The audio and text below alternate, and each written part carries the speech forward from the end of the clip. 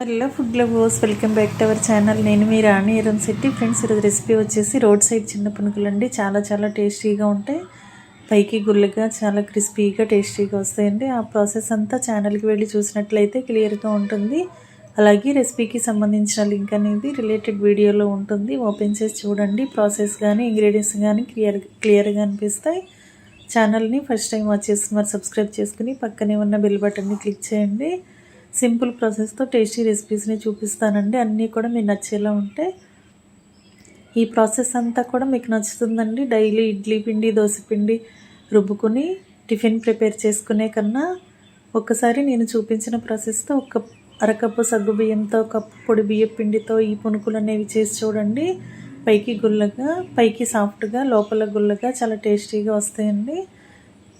మీ అందరికీ కూడా ఈ రెసిపీ బాగా నచ్చుతుంది. ఖచ్చితంగా ట్రై చేయండి. Thanks for watching.